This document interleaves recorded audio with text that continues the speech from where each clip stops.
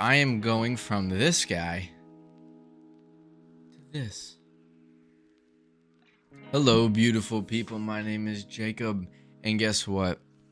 Today we're going to be doing not only an unboxing of the A6400 Sony camera, but also we are going to take a look at why I chose that camera.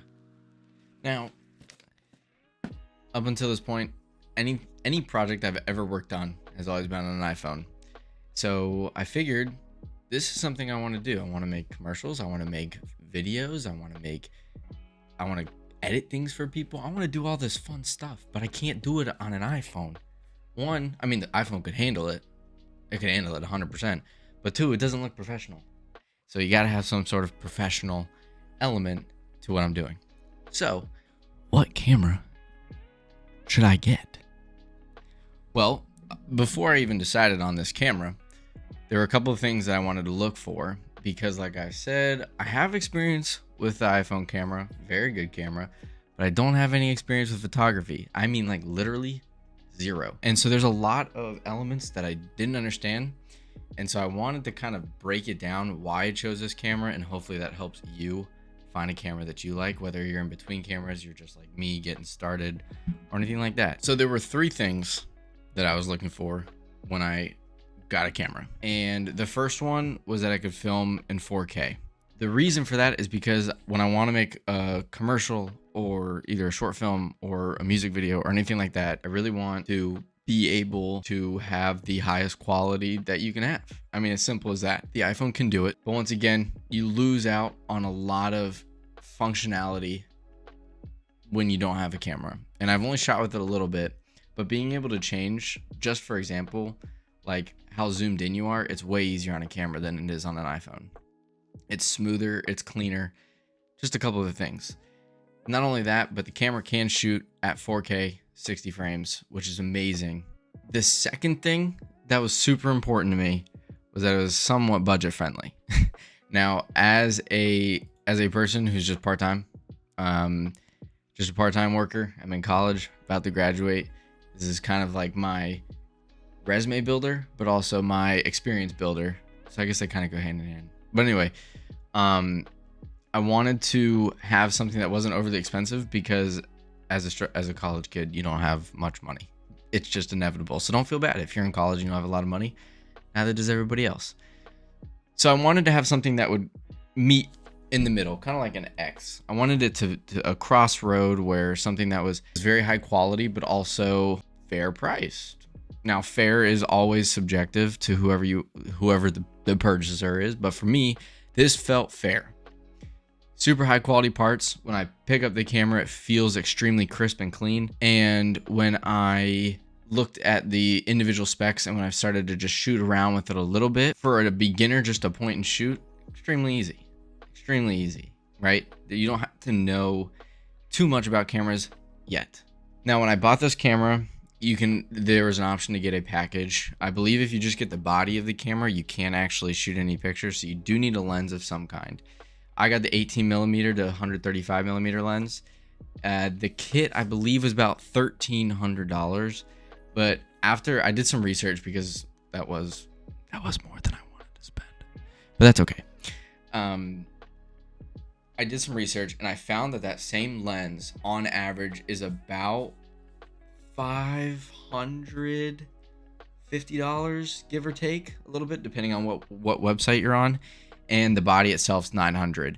So you save about $100 if you buy it as a kit, and well worth it because lenses are super important. It won't even work unless you have one. So, but like I said, maybe it does. I'm new to it, so who knows? The third most important thing for me was the ability for it to be easy to use, but also challenging enough where I can learn about my camera for years to come.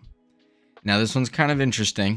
It's kind of a vague requirement, but I wanted to start off with a camera that wasn't really hard to use, where there's not much of a learning curve, where I can just kind of get comfortable with adjusting my mind and the way that I shoot, essentially, to just get comfortable with it without having to really stress over,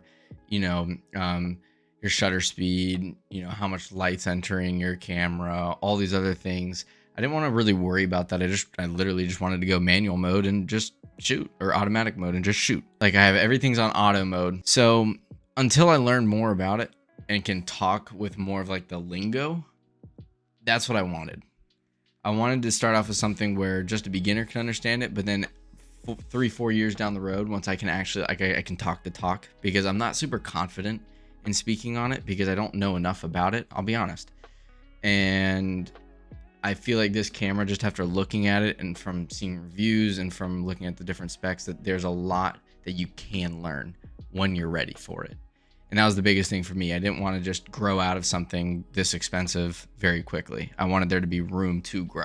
Here's the moment that I've been waiting for, that I know you've been waiting for. I'll show you the camera. We'll do a little show and tell here. Now this bad boy, here she is. And like I said, it comes with literally everything that you could want on it. Here's all the different dials. If you already know, hold on, that's probably not the best to read. That's what the back looks like. In terms of the dials, that's what the top is. And this compartment here, that's the flash. So when you pop open the flash, I'll show you what it looks like.